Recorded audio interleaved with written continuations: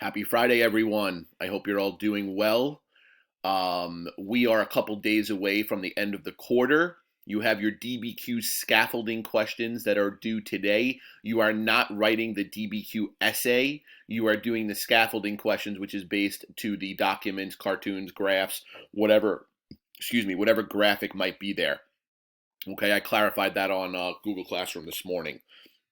That is your last assignment grade of the quarter to be graded like a persuasive writing assignment.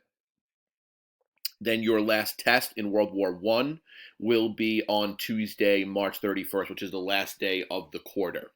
All right, so let's continue where we left off. Now, in American history, times of crisis and times of war have led to wide sweeping change. Marginalized groups, and by marginalized groups in this situation, we'd be talking about women, black people, and workers, okay? Potentially immigrants as well. Those groups are going to be, who are marginalized, are going to see this as an opportunity. Reason being, Woodrow Wilson is telling the American public and the world that America is getting involved in this war to protect freedom and democracy. You can't send Americans over to Europe to die in the name of freedom and democracy when millions upon millions of people here don't feel like they have freedom and democracy. So they get caught up with women because the 19th Amendment gets passed out of World War I because women use that language against him. Well, black people and immigrant laborers, or let's just say laborers, the working class, are going to do the same thing. Okay? Now, the progressive presidents who were interested in change understand that in this time period, white people still largely thought that black people were inferior. That's in northern places, in southern places, east, west, everywhere. I'm not saying every white person thought that, but it is still common knowledge to those who are not conscious racists to still believe that black people are inferior to white people. That was the prevailing thought of the day. So, Teddy Roosevelt is going to invite Booker T. Washington to dinner in the White House. That seems like a win to black people. Woodrow Wilson is going to premiere a movie called Birth of a Nation at the White House, which glorified the KKK as defender of white civilization during Reconstruction. So one step forward, two steps back. So black people are going to step up and say, we're not given the right to vote. We're not given equal protection under the law. We're subject to lynching. But yet you can fight a war in Europe, a foreign land that no one has ever seen before, talking about American freedom and democracy, calling them out as hypocrites. Okay? Now, some of the racial violence going on, and remember, this is happening in the North and the South. White bathers drowned a black teenager for accidentally crossing the dividing line for black and white beaches on Lake Michigan. 5 days of riots ensued. National Guard called in, 38 dead, 500 injured. Black veterans wearing uniforms from World War I were lynched in the South. Worst race riots in U.S. history. Tulsa, Oklahoma, 1921. 10,000 left homeless after a white mob, including police and National Guardsmen, burned an all-black section of the city to the ground. Okay? Now, you have to understand something. Lynching is extrajudicial murder, where people that are murdering, in this case black people, were not afraid of the consequences because there largely were none. So it's basically these people were able to live outside of the law when it comes to the murdering of black people. Now, we have talked about Frederick Douglass as a black activist leader and Booker T. Washington, who advocated for vocational improvement. Not worry about the big picture, worry about the small picture, worry about what's right in front of you. Next up is going to be W.E.B. Du Bois, scholar and activist educated at Fisk and Harvard University. So right there, we've talked about role models in various communities. A black man who can graduate from Harvard University, it means that he's intelligent.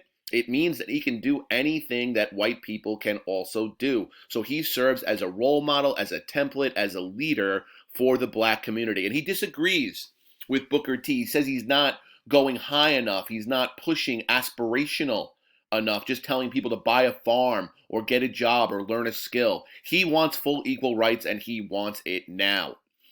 He writes in a manifesto every single right that belongs to a freeborn American, political, civil, and social, and until we get those rights, we will never cease to protest and assail the ears of America. Okay? Now, if we want to draw a direct line from any of these leaders up towards Martin Luther King, you would have to say that Du Bois is it. Now, King is going to bring a lot more of a religious component because he was a Southern minister into his mission, but Du Bois spoke very, very well and was a powerful speaker, sort of like Frederick Douglass, but definitely also like Martin Luther King. He is going to create something called the NAACP, National Association for the Advancement of Colored People. It still exists today. Now, their first mandate is to enforce the 14th and 15th Amendment. To Du Bois, what does it matter if you get a job or learn a skill if at the end of the day you have no right to vote, which means that you're never going to get any policies for yourselves, and you don't have equal protection of the law, which means that when push comes to shove, the white person is right, the black person is wrong, and they will use that to keep the black person down.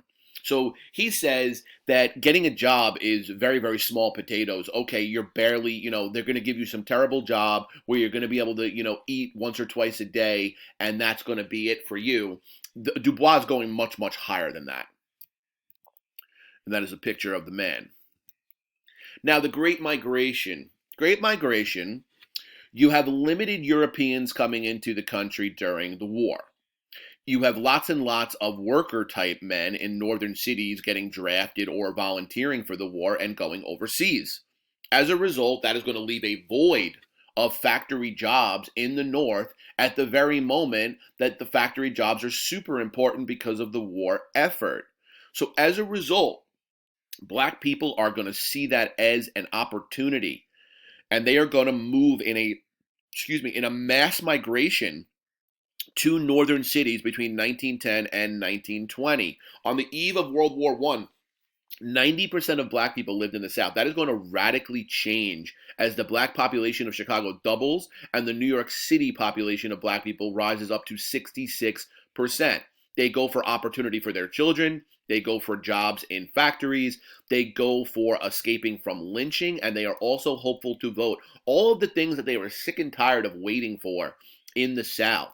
All right, they had a better shot at things in northern cities. The neighborhood of Harlem, and we're going to talk about this, is going to turn into the Harlem Renaissance in the next unit, which we will talk about. So black culture is going to take on a new meaning in these cities. This migration really helps put black people on the maps socially and culturally. Music, poetry, literature, journalism, more education, more college education is going to take place. Now, were they welcomed with open arms? Absolutely not.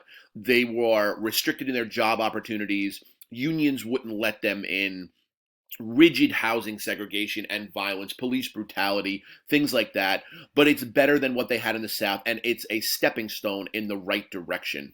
That they were going to get a fairer shake in cities where diversity was more tolerated than it ever was going to be in the South. Now, let's talk about labor.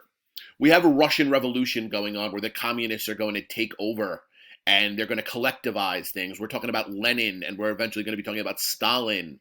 All right, the Workers' Party, giving the means of production back to the workers. Private property was taken away from people. Private industry was taken away from the capitalists and given to the workers. Now, the workers remained largely poor, but it looked like, or read like, a very, very good, defining, positive moment for workers in the world.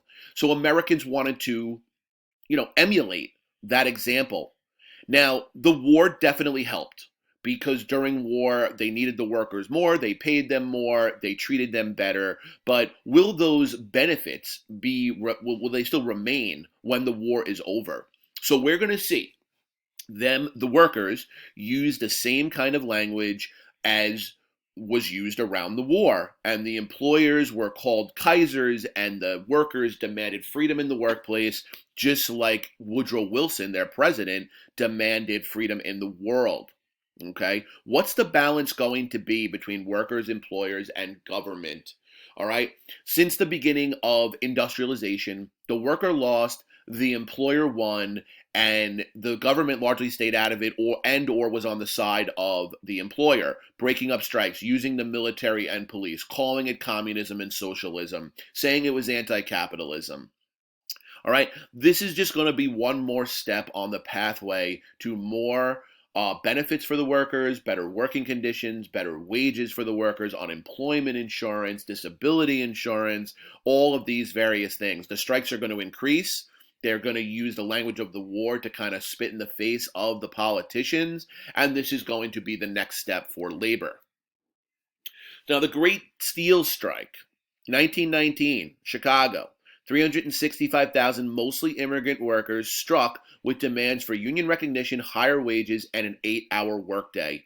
Employers appealed to the anti-immigrant rhetoric among native-born workers, linking strikers to the IWW, which was a major union, communism, and disloyalty. It was the biggest labor uprising to that point in U.S. history. Both sides used the rhetoric from the war to argue their case. So if you're the worker, then your employer are the Germans, they're the Kaiser, they're taking away your freedom and democracy, and you must fight back just like America must fight in Europe. And if you are the employers, your workers are immigrants, foreigners, communists, anti-American, not willing to come into the fray of what American life was. This is just some pictures here of the strike.